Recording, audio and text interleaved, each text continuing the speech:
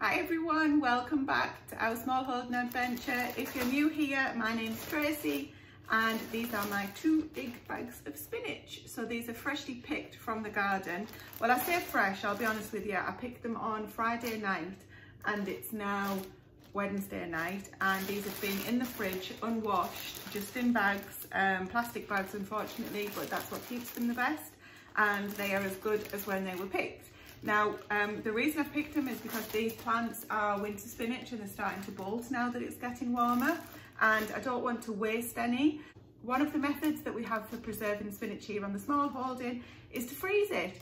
Now, you can actually just freeze the leaves whole in kind of a paper bag in the freezer and just pop them into your stews and your soups and things like that over the winter. But what I want to do today is blanch them and then freeze them into kind of cup sizes or muffin tray sizes of squeezed out spinach after it's been blanched. So I've made that sound not particularly appetizing, but I'll show you what I'm going to do in this really quick video. Okay, so first thing to do is to get all the spinach out, and I'm going to give it a really good wash. I'll just literally fill the sink up with cold water, rinse it all off, drain it, and then do it again, just because spinach can sometimes I've just ripped a bit off there, I didn't mean to. Sometimes contain bits of dirt and grit where it's been connected to the plant. We've also had lots of little friends on this spinach, I'm sure, so we want to make sure that we wash up any traces of that. I'll get to wash these in the sink now.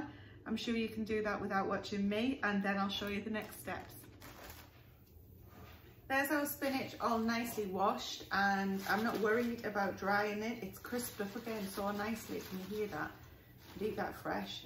Anyway, so it's completely washed. Every little bit of dirt and bits and pieces like that has been removed. So if I see any pieces that are a little bit worse for wear, such as this, can you see the little bit of bruising on that there? I'll just remove that. To be honest, it probably doesn't make much difference given that it's going in the freezer. So we've got the pasta pot heating up, we've got the pasta pot heating up here on the alga on the burning plate. To come to a boil. It's got a basket inside it. When I say pasta pots, that's what that means, and that's what I mean by that anyway.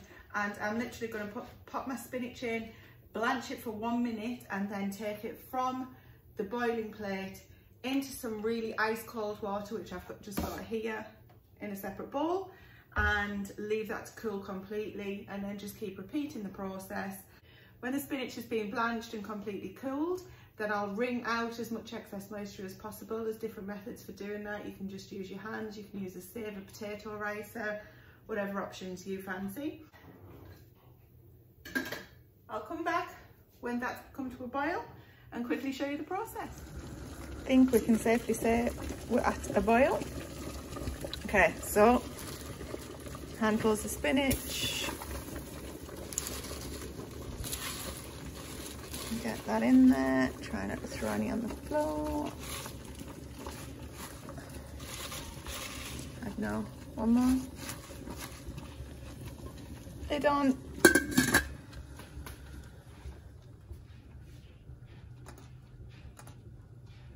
One minute. Normally when you're blanching something, you'll wait for it to come back to the boil before you start the timer. But given how ferociously this is boiling and that this is spinach, I don't want to over blanch it. So we're just literally trying to shock it and stop those enzymes working so that we can preserve it healthily in the freezer to keep all of the nutrients and things. So I'm not going to take longer than a minute on the timer, which you've just seen. And as soon as it goes off, I'll be whipping this from here safely and popping it straight in putting the basket straight into the water bowl that I've got prepared. There we go.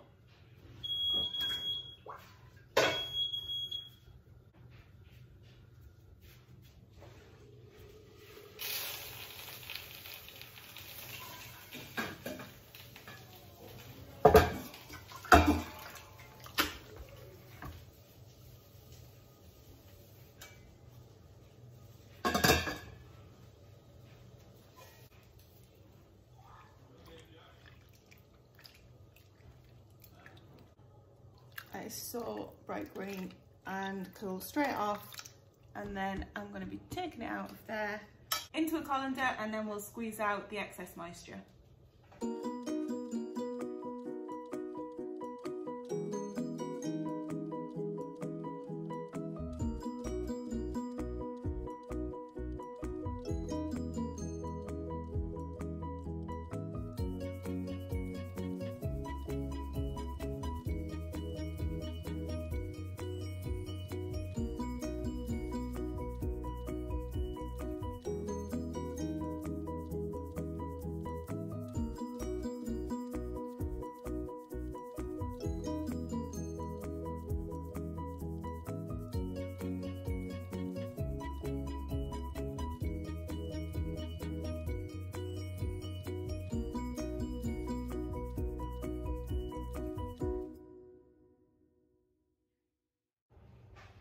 Okay, that is 700 grams of spinach blanched already.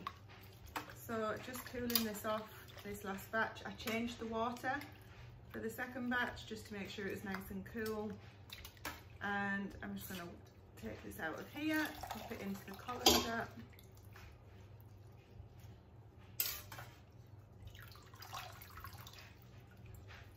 And then we're literally going to squeeze out the excess moisture. I always find tongs are easiest for things like this. Some people use spoons or those spider spoons, like the net spoons, whatever they're called. This is what I've got, so this is what I'll use. Okay, so last bit of spinach out of here.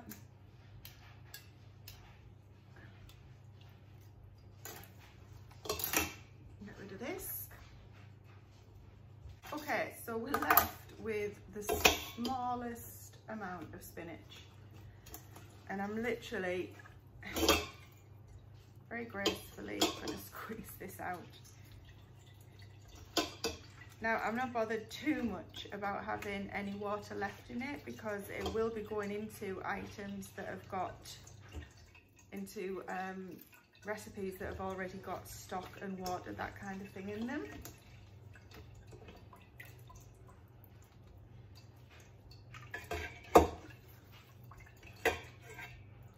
You don't need, so you don't actually get a lot of spinach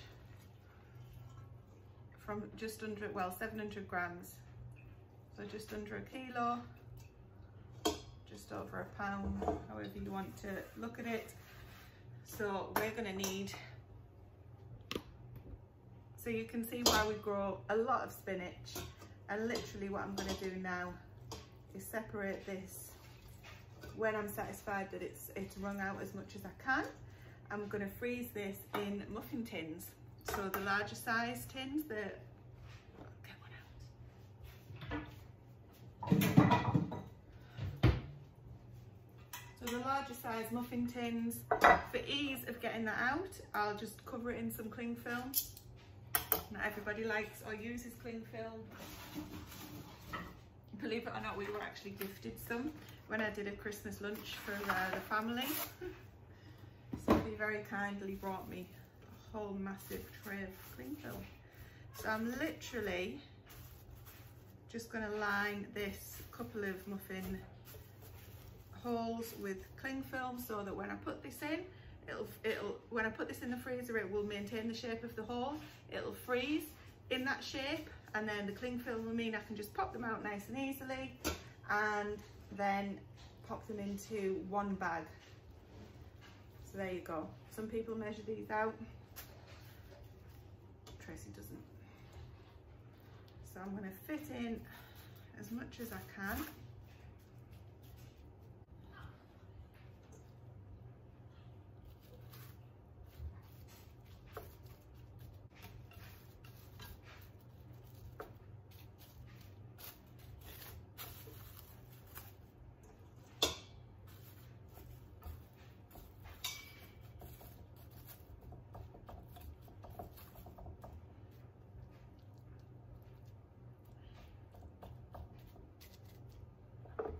There you go.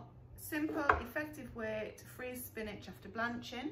This will go in the freezer now, and as I say, when it's done, these will pop out and I'll put them into the separate bags so that I can just put my hand in and grab as much spinach as I need during the winter. So I'll get these in now, and then I'll show you what they look like once they're frozen.